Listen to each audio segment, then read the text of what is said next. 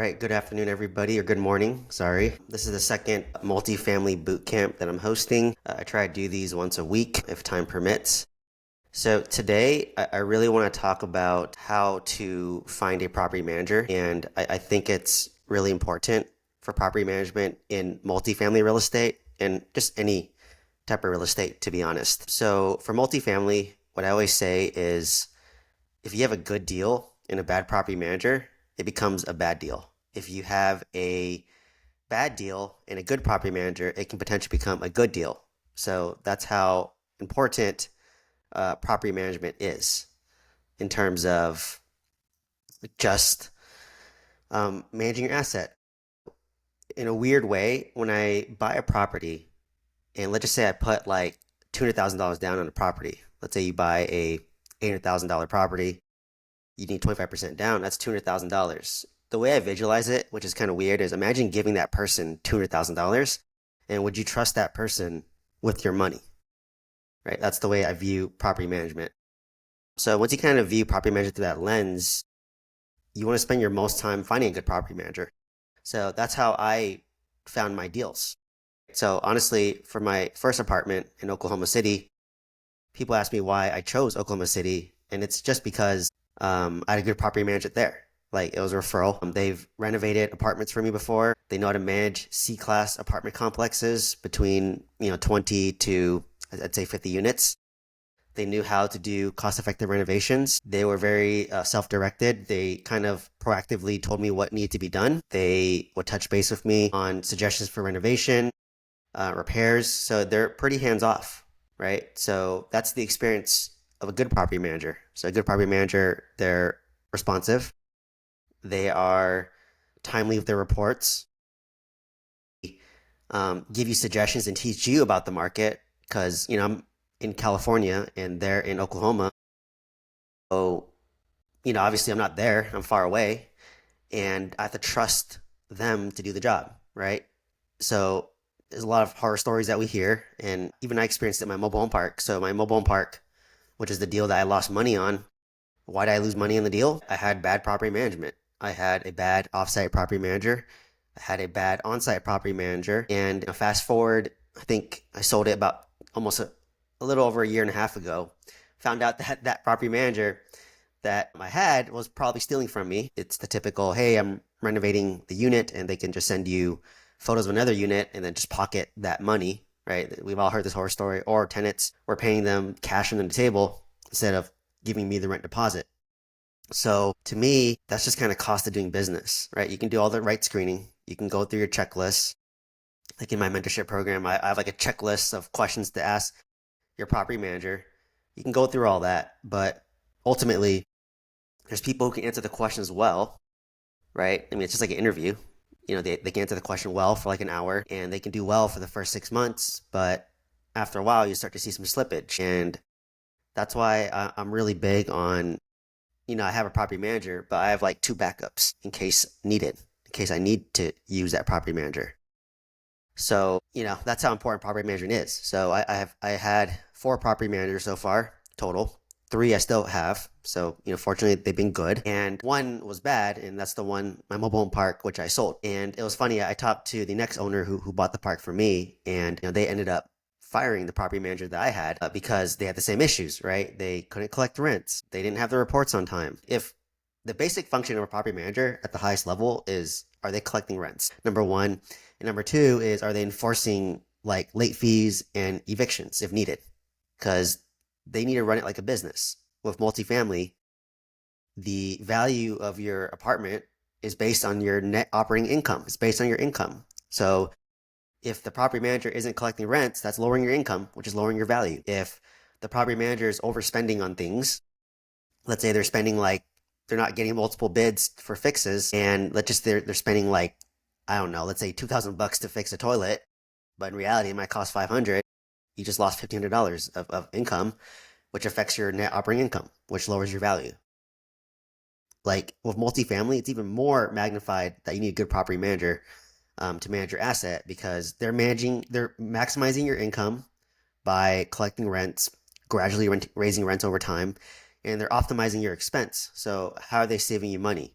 So they're juggling both, right? And on top of that, they need to communicate with you frequently. They need to send their reports on time.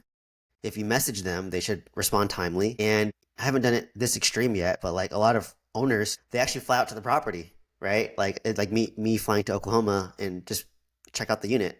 Just pretend like you're a prospective tenant and see how they respond, right? Like call the number to your property manager. Say, hey, I'm looking to get an apartment in Oklahoma City. I want to see a showing of the property and see how long they take to respond, right? And then you can then review your owner later. So I would say I've been pretty fortunate overall. My 20 unit property manager has been pretty great so far too. They actually live about their office is 3 miles away from my or no, less than a mile away from my apartment, so they could like literally walk there to check up on it. And it just makes it really easy for old school tenants who like to pay with like a money slip or cashier's check, so they can just literally like walk it over to the property management. So, that's really the key. And like I said, with apartments, finding a good property manager is so key. That's so for me, if you have a good property manager, just buy multifamily where they're at. It's plain and simple. If you have a good property manager in Phoenix, Arizona, buy apartments there. If you have a good property manager in Georgia, just buy it there, right? That's why I chose Oklahoma City. Like it was that simple. I just followed where I had a good property manager. So for me, when I buy real estate now, if I want to do a different market, I would just find a good property manager first and then start finding deals, because a good property manager, they will bring you deals, potentially off market deals from other owners. Like my 20 unit property manager, they're managing another apartment maybe like 3 miles away, and it was a 26 unit, and they're like, oh, the owner wants to sell. So I I got to make at least a quick offer on it. They didn't accept my offer, but at least I had a chance, right? This is how you get deals. And the property manager knows the property very well already. A good property manager can refer you a great contractor, right? Like my 26 unit and my 20 unit, they referred me both great general contractors who renovated my property, well. So my 20 unit, he was more expensive, but he was very fast and he had high quality, right? So I pay for that quality, I pay for the speed. My 26 unit, I had a contractor who he was slower, but he was cheaper and he did good work. So you can only get like two of the three, right? So you can't. There's no such thing as a contractor who is, maybe there is, who's cheap, who's fast, and does high quality. It's hard to find all three. Usually you get two of the three. So like, which ones are you trying to compromise on? I don't compromise on quality. So because I want my units to be nice, I want my units to be durable. So if you have a great property manager, they'll refer you a great general contractor. They'll refer you a great insurance person. Like my 26 unit, I was paying $30,000 a year on my insurance, and I think he referred me to somebody, and now it costs 10,000. It doesn't have as much coverage compared to my last one, but um, it's cheaper, and you get what you pay for, right? Like I don't need top of line insurance, because I made the conscious decision that if for some reason a tornado took out my whole apartment complex, I just take whatever money I can get from insurance, pay off the loan, and take that money and go buy somewhere else, because I don't want to deal with a full repair of my apartment. So I made that decision. The moment I made that decision, I decided to get not replacement cost insurance, which is it's more expensive, but it gives me the money to rebuild my apartment from the ground up if in a total loss. But instead, I'd rather just do, you know, actual cash value insurance, which is cheaper. So that's just enough money to give me some money that I could pay off my loan, recover my initial down payment, recover my initial um, renovation costs, have a little bit extra money on top of that, clean up the land, and then sell the land to a developer, and then take that money and go buy somewhere else. So once I made the decision, I was like, okay, I want to save $20,000 a year on insurance. And knowing multifamily, if you save $20,000 a year in insurance, assuming a 10 cap market, I just increased the value of my apartment complex by $200,000. It's a double win in that sense. So that's what I'm saying. Thanks to my property manager, he was able to save me like $20,000 a year in insurance. And on top of that, increase the value of my apartment, assuming a 10 cap, by $200,000. Right. So like, I literally had a deep conversation with my property manager talking about, is it worth it for me to pay for this nice insurance? Is it worth it?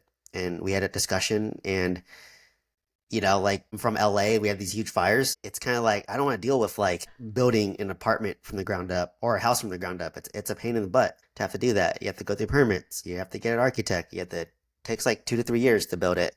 For me, I don't want to deal with that. I'd rather just take my money and move it somewhere else and buy another asset that cash flows because I want to retire from this cash flow. So that's really kind of the mindset that I've had in terms of trying to maintain my costs. So if you notice in this conversation, my property manager is teaching me, right? So, and that's another sign of a good property manager is they should be teaching you. Like they should be teaching me about my market. Obviously, I'm going to verify it, right? Not trust their word completely, but trust but verify is my huge, term and phrase I use. But they should be teaching me about, oh, what insurance should I get? They should be teaching me about renovations. They should be teaching me about what repairs need to be done and not need to be done. I remember when I was renovating my 26 unit, for the longest time, they wanted to fix the exterior sidewall because, it's Oklahoma. There's a lot of heat. There's a lot of sun that hits it. And then the wood just rots over time. It rains there too. And I just said, you know what? Let's jot that down. Just give me a quote. And then when we're done with renovating all the inner units, I want to then fix it at that point. And they understood because for me, what makes you money is when you renovate the units. Because when you renovate the units, you're able to, rent it out and get money. And, some can argue that, well, if you have a nice exterior, it can attract a higher quality tenant. And I completely agree, right? It's the first impression. And I get that. But I just said, you know what? It's okay. Let's just fix up the units first. And once we're done, we're going to touch up the outside, that one specific piece. Like we did repaint the exterior already, but let's touch it up later. So, they really managed my cash flow well. Like they would make sure that I had some money in the reserves. If I need to add more money, I would check it, add money. They would message me, they'd text me, and I could easily just like call them on the phone and just be like, hey, like, how's the property doing? And they'll tell me, oh, your property is like 100% rented out. There's a wait list. So like these are signs of a good property manager. And like you said, it goes both ways. Like if you have a good property manager, you have to treat them well too. I cannot be a shitty owner and have a good property manager, right? So like, how do you become a good owner? It's literally number one is be responsive, right? Both ways. You have to be responsive. And number two is, basically make a decision, right? Like that's part of being responsive. Like if they ask you, hey, Steven, like, how do you want to renovate your units? And then I just would be like, I want my units to be cost effective, very durable, like renter proof, modern, and very clean and simple and neutral. So what does that entail? That's luxury vinyl paint flooring because it's cheaper, it's durable, it looks nice. That's going to be shaker countertops or cabinets from Home Depot because they're cost effective, easy to assemble. It's going to be quartz laminate countertops because those are, quartz a little bit nicer than laminate, but it depends on your market, right? So Oklahoma laminate's okay. Stainless steel appliance or all black appliances. They'll tell you like which one is more popular in that area. In terms of the wall paint, it's kind of like an off-white or a light gray. My kitchen cabinets, just white. Countertops, white for the most part, or maybe like some neutral color. The bathroom, it's really the bathtub kit you buy at Home Depot. So, it's the bathtub kit that comes with the walls pre-installed. It's number one, easy to install. Number two, there's no grout, so it's easy to clean. And then you get your fixtures. You can get a decent light fixture at Home Depot for like $100, $200. And, bathroom vanity, Home Depot. So like once you kind of like have a model unit, so I just said, let's just get one unit real nice. And then if it looks good, we just copy and paste that unit to other units. Otherwise, we just tweak it for the next one, right? So like you have to be responsive. And then another thing too is like when they need money in the account for repair, you have to do that timely, right? So they text me, they email me saying, hey, like we need this renovation. Can you add more money to the account? Then be responsive, add money to the account. Same with your contractor. All contractors care about is like they want to get paid. And then you have to communicate with them frequently because they might forget what you told them. So that's really what it is. So as an owner, you just have to be responsive. You have to make quick decisions and you basically have to fund the account if needed. That's really it to be a good owner. It's a little bit lower bar, right? So when they see you're that way, they appreciate working with you because they have those owners where it takes them forever to get a response. They have the owners where they're not as responsive. I expect it both ways. If I expect you to be responsive, I will be responsive, right? So that's really, kind of why it goes both ways of property management. So that's kind of my 2 cents on property management. Hopefully you learned something from that. And I guess now I want to open it up to some Q&A. If there's any questions. Any questions? Quieter bunch. So if no questions, then I'll kind of start talking about another topic. Oh, okay, I see it now. How do you get property management referrals? So for me, when I found a property manager, like you want to talk to other investors. That's the easiest way, right? So like if you know investors, you own apartments, which is why I'm like huge on mentorship, huge on networking, is because the best way to know how someone works is their track record. So like for me, I got referred my property manager from my mentor because he worked with them before on an apartment in Oklahoma. And actually my mentor, bought a property, an apartment, similar size. It was like 25 units ish. And the property manager ended up stealing from him. So he ended up then firing them and then sending it over to this current property manager that we're using. So, obviously, they turn the property around. They have high integrity. I would almost call them A players. I kind of have this joke. So an A player does the work of like five B players. I'm sure you've seen this out if you work at W2. Like, there's just one person that like carries the whole team, right? Like one A player is worth the weight of like five B players, worth the weight of 10 C players. And C players are the workers who just do the bare minimum. They're very lazy. You have to prompt them. They just do what they're told. And, they always kind of give excuses. I mean, we experience this type of worker as well. So, for me, that's really the thought process behind it is you want to get referrals directly from other investors because they worked with them before. And like you said, you can get referrals and maybe they don't have high of a standard and they don't end up doing well, or they're too busy and they're not doing well. So that's one way to do referrals. Another one is I do it multiple ways, right? I do referrals from other investors, ideally. I'm going to do, you can check forums, right? Like Bigger Pockets. There's a lot of real estate forums. Number three is just Google. Like I literally just Google it and I just start calling. Right? I start calling property managers and I have like a list of questions I go through. And a lot of it is, hey, like, have you managed an apartment before? Like a 20 unit. And they say, no, I do single family homes, but apartments are no different than single family homes. They are different, right? I'll tell you, they are like a person who can manage a single family home cannot manage an apartment and vice versa. And a person who manages an apartment can't manage a single family home because it's a different business model. The value of single family home is not based on the income, but the value of apartments is. So they have to not only increase your expense, but minimize your expense, right? So it's a different mindset. So, so that's why for me, I interview them pretty significantly. And I want to make sure they've done this before. This isn't their first time. I don't want to be their like guinea pig, if that makes sense, with my asset. So, between that, I typically will interview about 10 property managers. And from there, I'll rank them 1, 2, and 3. And, obviously I'll go with the person who, is number one. But if number one after 6 to 12 months doesn't perform, I bring in number two. If number two doesn't perform, I bring number three.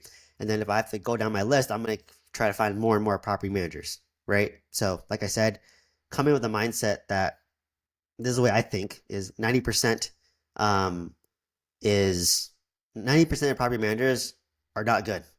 They're like not A class, right? So you have to find that 10%. And once you find that 10%, you treat them so well, right? I give my property managers that are A players so much autonomy and it makes your life easier, right? Like that's how you scale real estate is I cannot be babysitting a property manager like I was on my mobile home park. Like I'm paying you like my mobile home park, I'm paying them $1,200 a month. Plus I paid them like a $10,000 consultant fee and I'm like holding their hand. Right? I'm like, no, you should be holding my hand, right? Like, it's weird. So, like I said, it should feel very like easy to work with. Like, it shouldn't feel constricted. If you are feeling constricted, then you might need a new property manager, right? So that's really it. Like, because like it was funny. Like, side note, my mobile home park manager, she was I think in her 40s, single mom. I think recently divorced.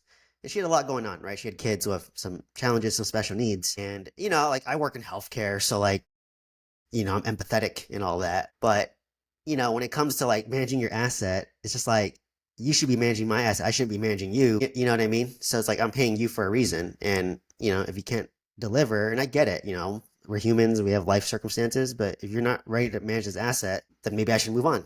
But the problem with mobile home park was it's hard to fire somebody and find a replacement because not many people want to manage mobile home parks. So that's why I'm staying away from mobile home parks now, right? Like it's just like I the thought of me not being able to fire my property manager and then finding an easy replacement, that's a barrier to me, and I don't want to deal with that, right? Because not many people want to deal with mobile home parks. It's a different tenant class, different mindset, and it's old school, right? Not for me. So that was my side tangent. Basically, so percentages, my this is interesting. So for my single family home, I pay 10% for my home, and every time a tenant leaves and then a new tenant is brought in, I have to pay them like I think 400 or $500 as a one-time placement fee because it's a work to do that. So that's single family. With my apartments, 26 unit, I just pay a flat 7% fee. If they move in a tenant and move out a tenant, I don't pay them extra fee on top of that. Like to me, that's just the job, right? It's like why not to pay you extra? But it can get expensive because imagine if I had to pay $500 every time a unit went vacant in my 26 unit, and the rent's like $700, right? So it's almost taking the first month's rent, and there's more turnover in apartments. If I had to pay $500 every time you brought in a new tenant, then it's going to be expensive. It's going to lower my net operating income and it's going to lower the value. So I remember when I asked my property manager, I'm like, oh, do you guys charge like a one-time fee if turned out new tenants? And they said, no, it's our job. And that's when I knew, right? That's an A player. And then for my 20 unit, I pay them 8%. I think initially they wanted like 9% or they want 8% and they want a placement fee of like 200, $300. And then I negotiated down with them. And I just said, hey, like, my 26 unit property manager, they just charged me 7%, no placement fee. Like, I'm happy to pay 8%. It's fine. I want to work with you, but I don't want to pay a placement fee. That to me, that's your job, right? To do that, it's part of your core job. And my apartment is a mile away from your office, so it's easier, right? And I'm a great owner to work with too. So, I'll be easy to work with. So I talked to the owner, was able to negotiate that, right? So everything's negotiable. And they know, right? When you manage apartments, it's usually just a flat fee, no fee on top of that. But can I imagine like every month I would have like, maybe one or two tenants leave depending on that month. And you have to pay, let's say $500 every time. That's $1,000 a month, right? That's eating into your cash flow. And gives you more expenses, which lowers your income, which lowers your value. So that's really, the mindset they need to have. And that's why I say it's different, right? Like it's a different ball game in multifamily versus single family homes. So I never cross pollinate them at all.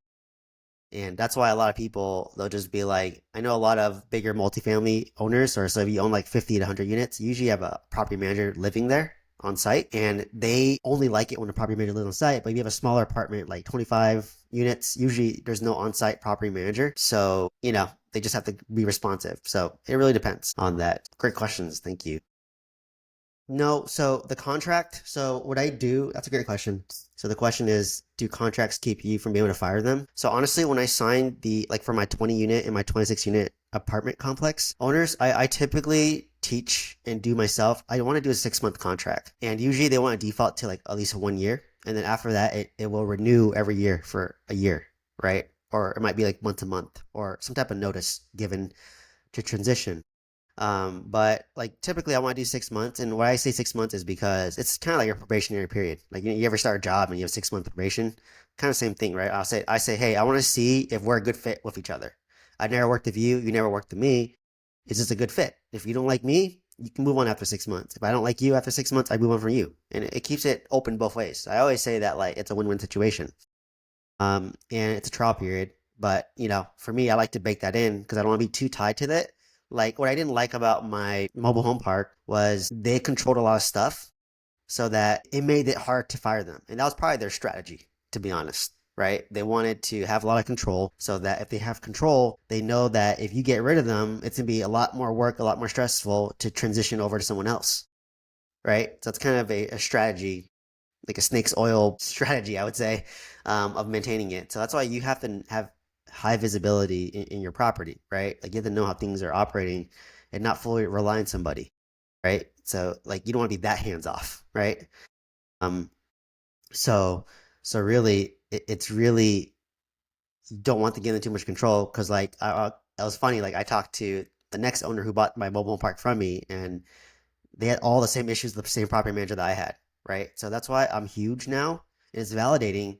When you take over a new asset, you always want to bring your own property management in, right? Because what happened was the property manager, if you inherit a property manager, they literally will blame the last owner. And that's what happened to my mobile home park. The mobile home park, it was funny. So when I bought the mobile home park from the first owner, I'm the second owner. They would blame the last owner saying, oh, last owner, he never paid bills on time. He wouldn't evict the tenants. He didn't want to spend the money to evict the tenants. And then when I took over the property, I found out that, well, number one, the property manager, they just weren't diligent in trying to find out the eviction law. Like, what type of property manager doesn't know the eviction law, right? Like, literally, you manage assets in this Alabama, you don't even know the eviction law, right? So like that's already a red flag. And then like every time they make an excuse, oh, it's COVID. Oh, the judge isn't there. Oh, the judge takes a long to respond. But I took it with I believed it at the time. But after I sold it to the third owner, and I talked to the third owner, they just were bullshitting me, right? They were literally just bullshitting me at that point. It's kind of interesting. Like, they start making a bunch of excuses, right? And like I don't even know whatever they told me was true or not anymore. Like they told me at one point that the property manager on site injured their back. And I believed it, but now I'm like, is that even true? Or are you just lying to give an excuse to be incompetent? Right. So, they would constantly deflect the blame. Right. And then they would never give me my reports on time. Right. So, and then it's funny, like when I talked to the third owner and I was just like, hey, when you bought the mobile park for me, you kept property management, or they blaming me that I was a bad owner? And she was like, yeah, they were blaming me. So they're just passing the buck, right? So this is a sign of a bad person with no integrity, and you want to fire these people immediately, right? So like when I bought the property, they were blaming the first owner, and then when I sold the property, they were blaming me, the second owner. So and then if they sold it to a fourth owner, they would blame the third owner, right? So it goes down and down and down. And they are upcharging me the renovation fee that they didn't tell me. Like, it's common that if you're a general contractor, they might upcharge like a 5% fee, but they're usually transparent about it. But they were charging me that fee without me even knowing it. They just said it's really up to, like, they just say, hey, it's $2,000 to do this, and obviously I'm busy with renovating at the time, 2 apartments plus a mobile home park, so I have the ball, right? So great question there. And what reports and reporting do they do? So my minimum reports are, number one, a rent roll, right? So I want to see the rent roll. How many are occupied? What's the rent? What's the vacancy? Number two is I want my profit and loss statement for the past 12 months so I can track my net operating income. And then number three is I want to see what the delinquencies are, like who's late on rent and all that. So those are my three core reports that I want. I will say in the beginning, I'm very diligent on that. But then once I build trust with the owners, um, I kind of let my guard down. But maybe that's when people can take advantage of it, to be honest. So a lot of times they automate the reports to you. And, my 26, they don't automate to me, but literally if I message them, like they'll give it to me within like a day or two. So, you got to keep them on their toes a little bit. So those are kind of the key metrics that I look at and what's kind of cool is like, so one property manager uses Rent Manager and the other one uses AppFolio. And AppFolio is nicer, but it's more expensive. But what's nice about AppFolio is, I literally can log in right now and see, like, March 1st, how much rent did I collect and what are my expenses? And I can see that in real time. And that's really nice for me because I like the transparency of seeing things in real time, right? So that's why, it's nice to have that visibility, transparency. I had none of that on my mobile home park. But now I can literally log in right now and be like, oh, like there's like 10 tenants on auto pay. So the money came in already. Oh, we just paid a water bill. I see the water bill. Oh, I paid a plumber to fix this. You see the bill, right? So it's like very transparent. Like you see money in, money out, and then what are my distributions for that month, right? And then I get automated reports. So that's a sign of a good property manager, right? With Rent Manager, I don't see it as real time.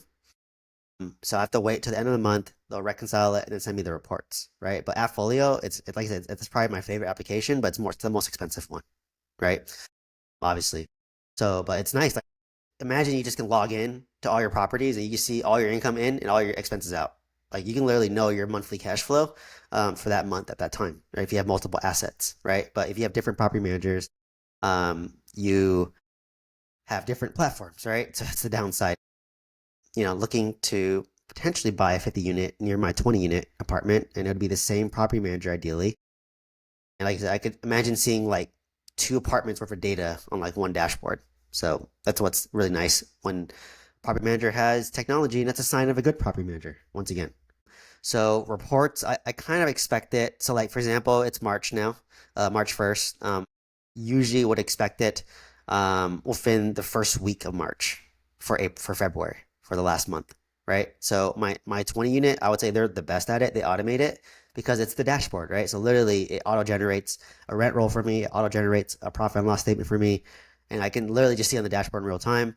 My 26 unit, they're a little bit more old school, and they use Rent Manager. So, but literally, if I message them, it comes to me in like 2 days. So I don't, that one I have a bank account with like Bank of the West or BMO now, and I literally just log in every month. And I actually automate monthly bank statements to me. So that's essentially my real life profit and loss statement, right? That's the most accurate because I want to see the money in the bank account. So I literally can just pull up my BMO statement for February, and I can see, okay, this is all the income that went in, which is my rent, and these are all expenses that went out. And I can see in real time, like, what's my cash flow, right? So that's how I kind of, that's why I'm a little more lenient on my 26 unit, is because I can literally just pull it up from my bank account, right? But yeah, typically it's the first week. And I'll just say, like, right now, I'm more passive with my property managers, but when I'm renovating my apartments, just for context, I'm touching base with them at least 2 or 3 times a week, like in, text message, phone calls, emails. It's like 2 or 3 times a week. And that's why I was really busy. Like, I was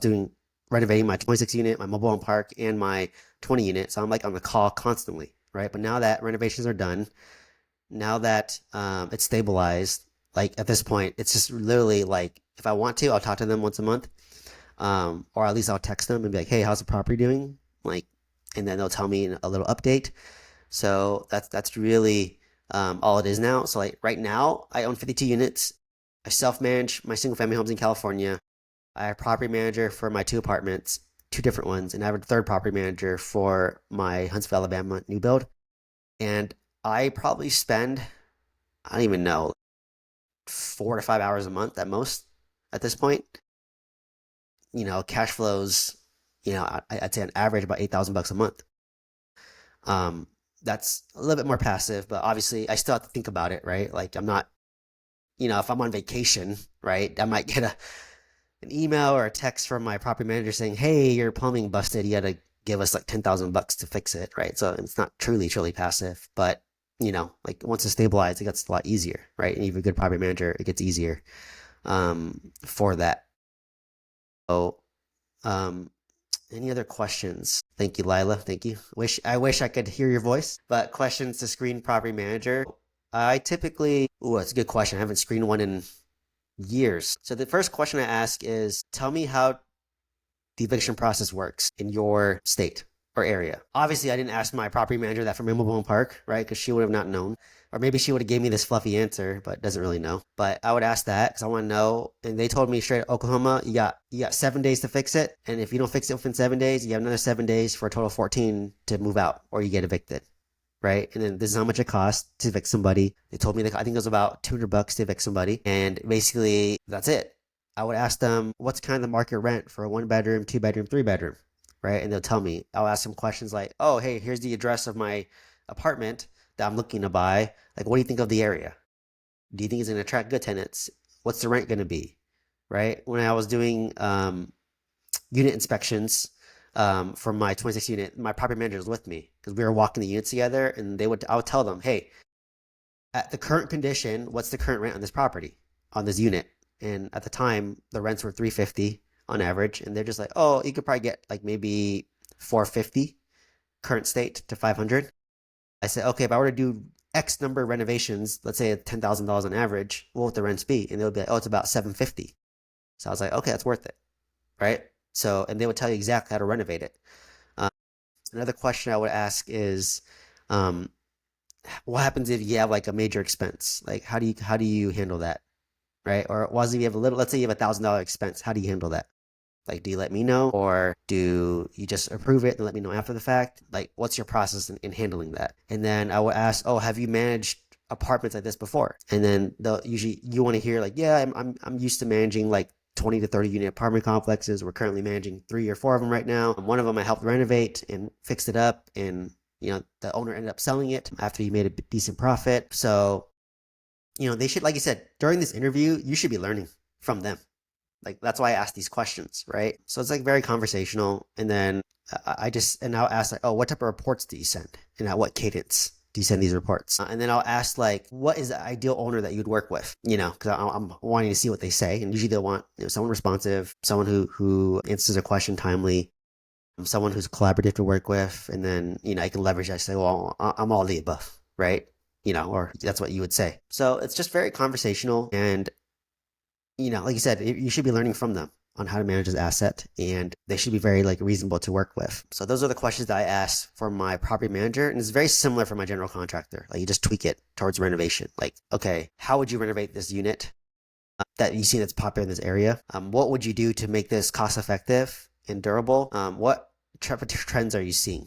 Right? For me, I want to just rent this out. Doesn't have to be super modern. Doesn't have to be the super trendy HD TV quality. I just want this clean, nice, rentable, durable, and easy to repair in case something happens with the tenant, right? If there's any damages. So that's literally, all that I'm really doing for that. So that's really it for the property manager, general contractor. And like you said, like I'm the type, and maybe it's just my personality, is I ask just a lot of questions, and I'm doing it in a weird way for me to learn, because I want to learn and better my knowledge, but it's also testing them as well to see if they know their stuff, right? Because I've been doing this for a lot longer now, so you can tell if someone knows the right questions to ask, right? It kind of shows your intelligence if you know how to ask good questions that you should be asking, right?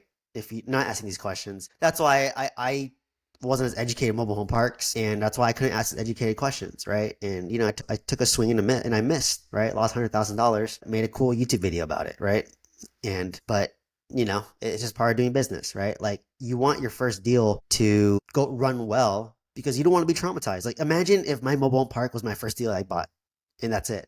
I would hate real estate if that was my first deal and I failed. But because I had success in other deals, I know to keep on going, right? Like, yes, I lost $100,000, but I made multi-millions from real estate as well. So, would you be willing to lose, let's just call it, I don't even know, $1,000 at the chance to make $500,000 or to make $5 million? I think anyone would take that trade, right? So knowing that and looking back, like, you're not going to win every time. I don't expect to win every time, right? I'm probably going to get a property manager, another one, like if I do real estate long enough, that's gonna like steal from me, cheat me. Like, that's just part of the business, right? That's just part of the business in real estate.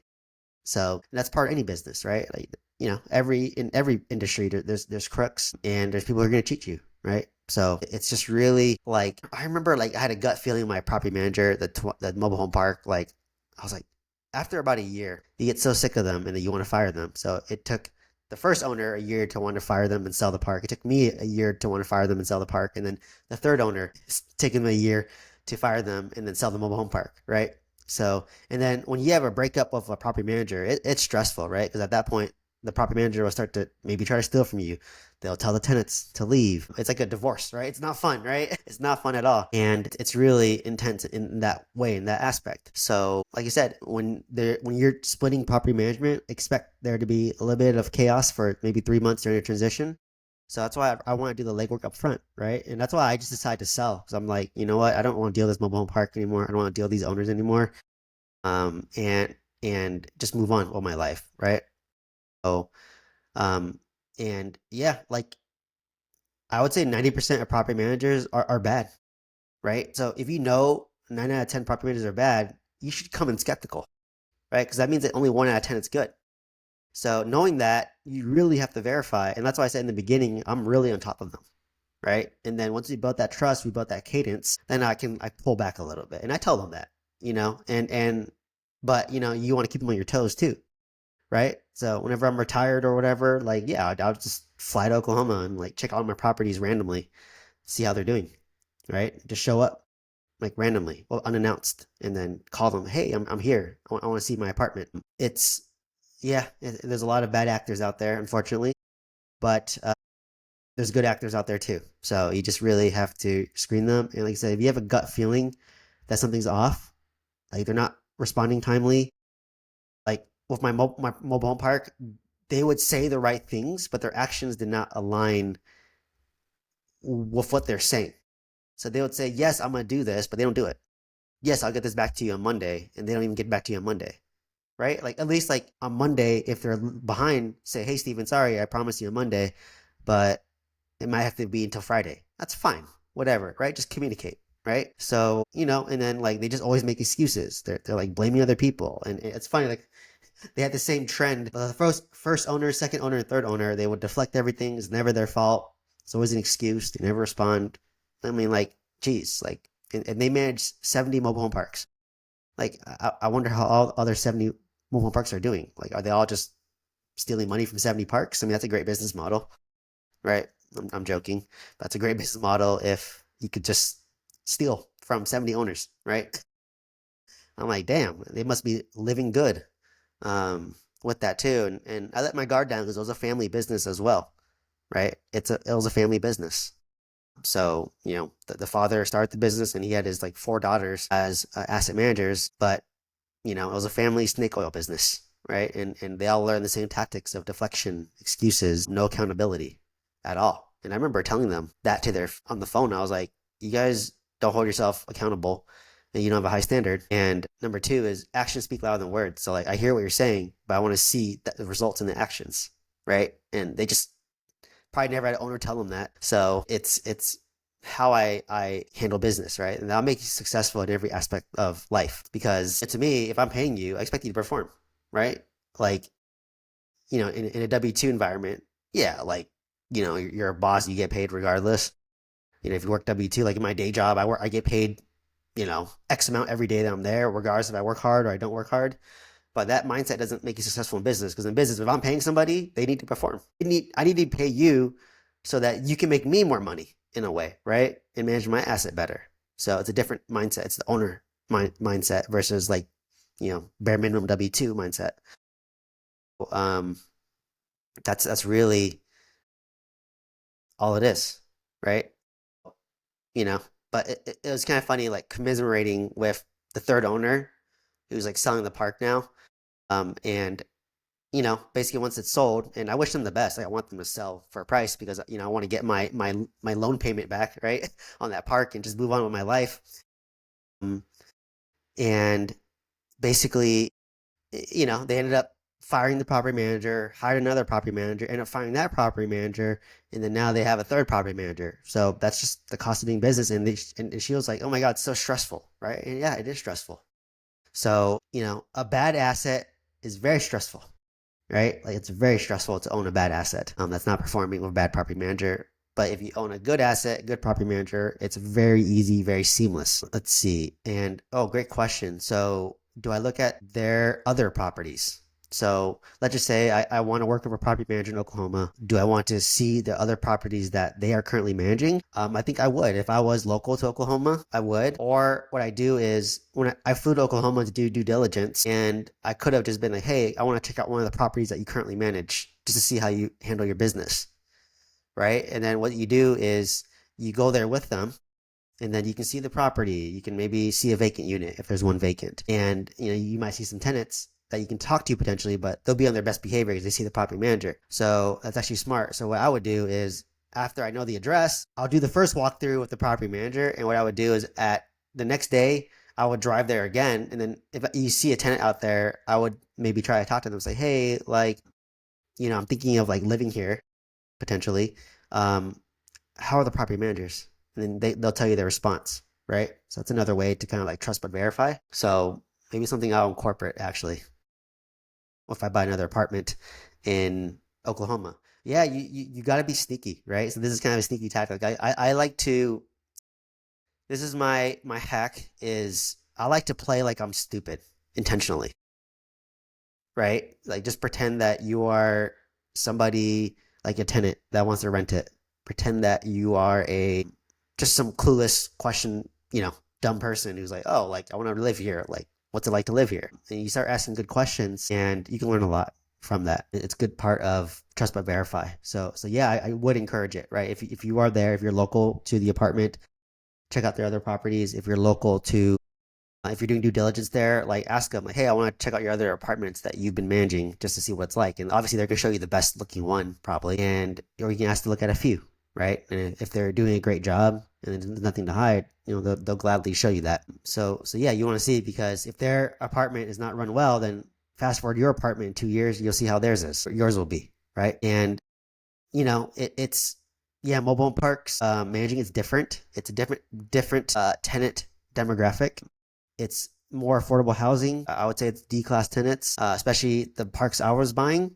I mean, there are nice mobile home park communities. Like, don't get me wrong. Like, I live if you go to Malibu or in any nice city, they have like mobile homes on like the hills, and those are nice mobile home communities, right? But the ones I bought were like the 1-star mobile home parks, just affordable housing. The tenants are going to be, minimum wage, at poverty, Section 8 potentially. It's attracts a certain demographic, and I don't want to deal with that type of demographic personally. You can make a lot of money from it, but like the stress isn't worth it for me. So I'd rather just buy and deal with like C-class tenants.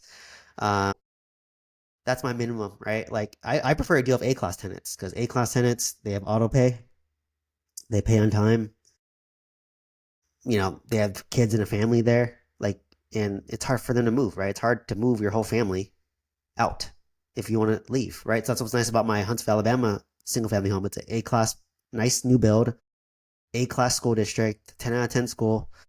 And really, it's all about like the longevity, because when you have turnover, that's when it costs you money. You have to fix up the unit, you have to make the repairs, you have to list it for rent. It might take you like 3 months before it's rented out again, and you're losing $2,000 a month in rental income, right, during that time window. So turnover is something you want to minimize. So if you have like a family there, it's a good school district, nice area, they'll attract a long-term tenant. Like all my single family homes, in California at least, I have the same tenant since I rented it out, because I treat them well. I'm responsive, and for me, I don't want to deal with the turnover. So I intentionally keep the rents a little bit below market, not significantly below market, because it's in California. So let's just say like if the market rent is, let's say 4,500, I want to keep mines around like 4,200, right? Or like within like 10% less of the price. But then every like year or so, if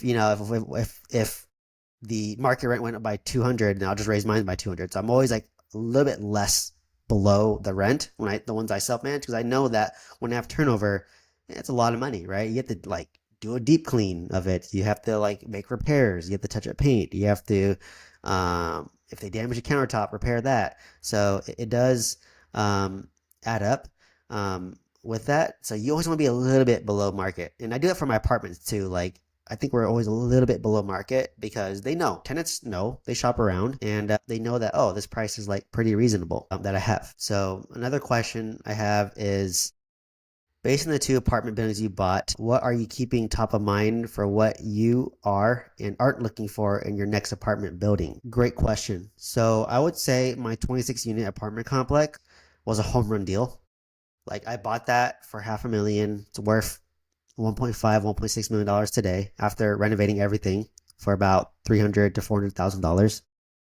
This one cash flows about $8,000 a month, so I think I gross around 17,000 on this property, and the expenses are about 8,000, so it's about 9,000 in NOI, and then my debt is about 2,000, so I take that back. So it's about $7,000 in cash flow. It's kind of like my average on this property, and it's very passive, very easy. My 20 unit, this one, I was kind of hit with like, unfortunately, bed bugs is the problem for this one. I think it's just the area, or maybe the tenants are bringing it in. But there's a period where like I was just spraying a bunch of like bed bugs, and it cost $10,000 to fumigate your whole apartment complex. So, like that's all my rent for 1 month, right? So like this apartment ended up being a base hit. Not as good as my 26 unit for that, but it's still like a base hit.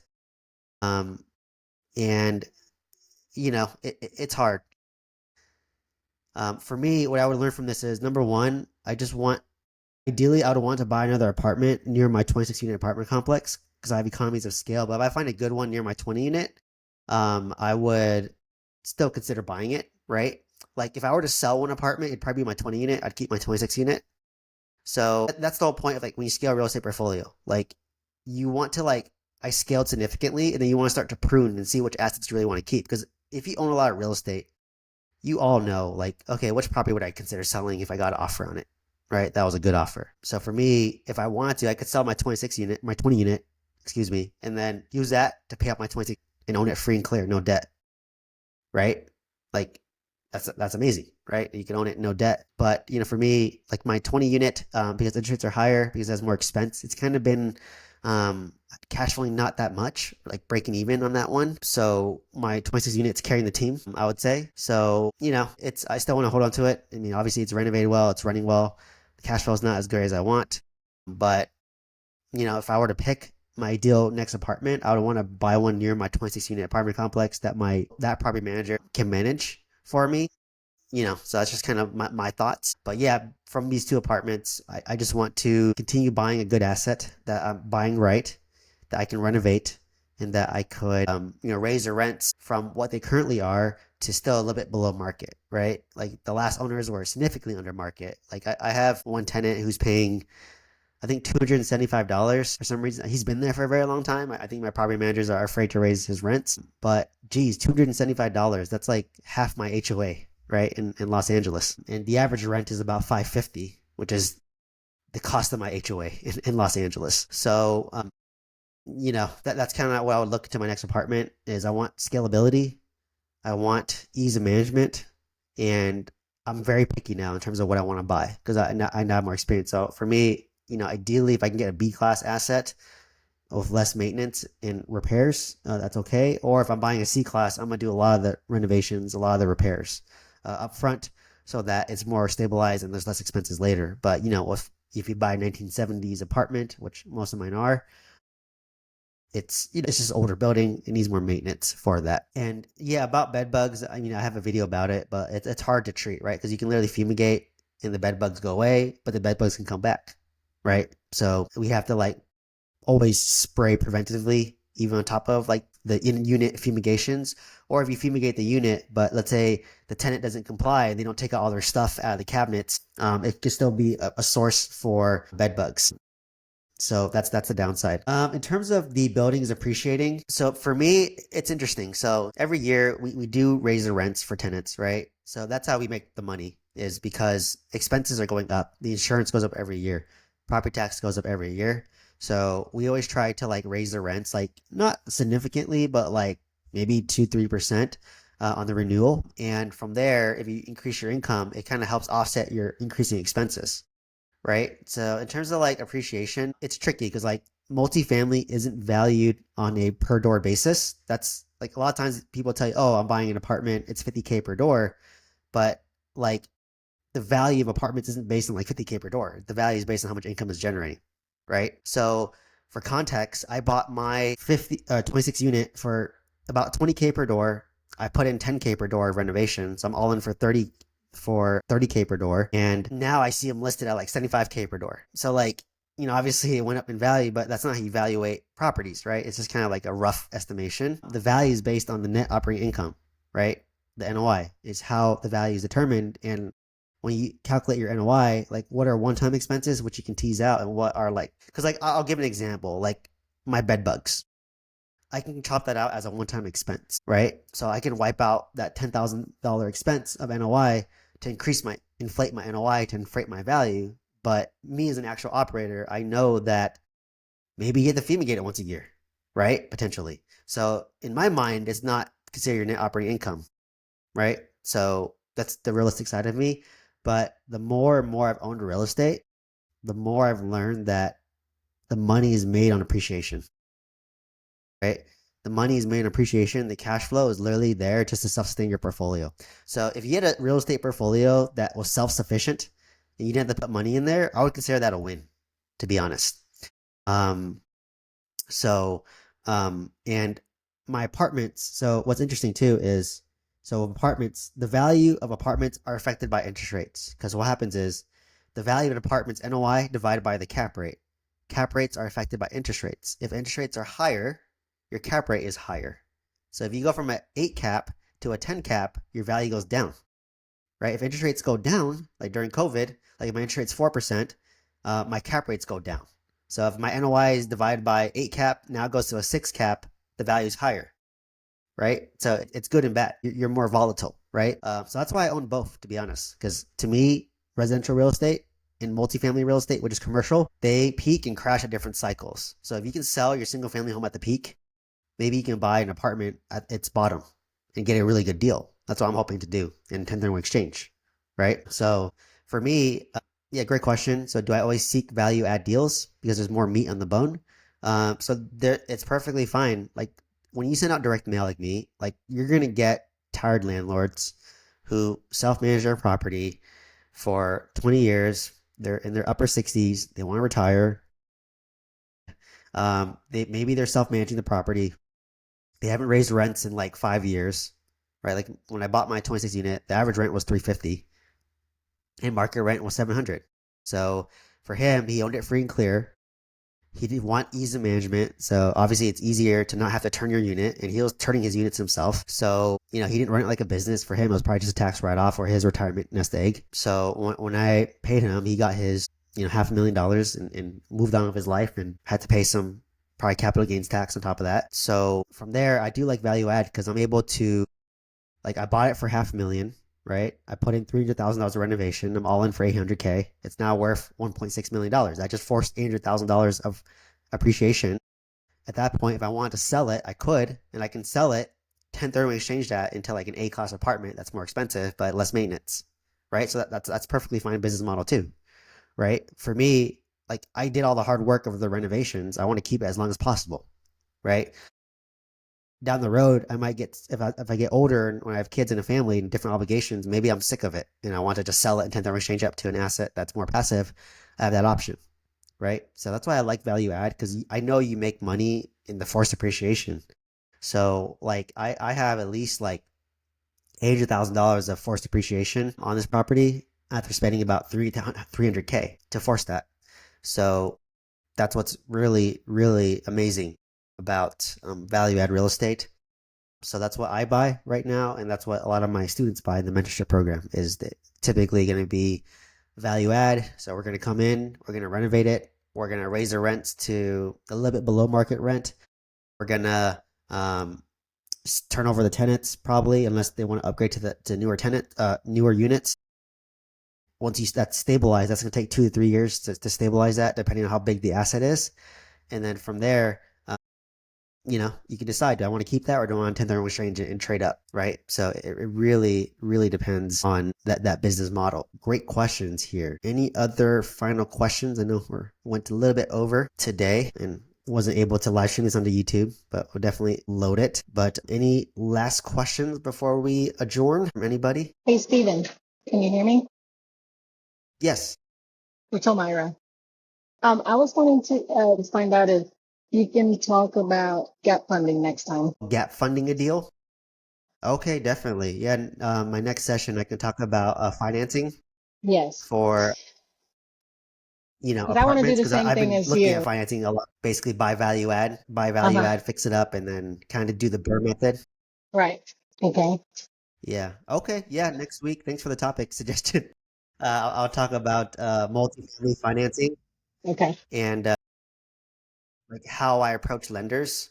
Because Okay. financing is very important, right? Like they're putting in most of the money in the deal, to be honest. Like I'm only putting 25% down. um, And, from there, I'm only putting 25% down. They're putting 75%. And obviously, if you mess up, they'll come after me, right? Because they have a lien on the property. So I'll definitely do that. Okay. Cool, Thank cool. you. All right. Talk about that next week. I can help you with your mic, Layla, for the next session. But thank you both so much for attending. Thank you so much for the engagement. This will definitely go into YouTube, and then hopefully you guys learned a little bit something about multifamily real estate, property management. Otherwise, thank you so much both for joining. And that's it.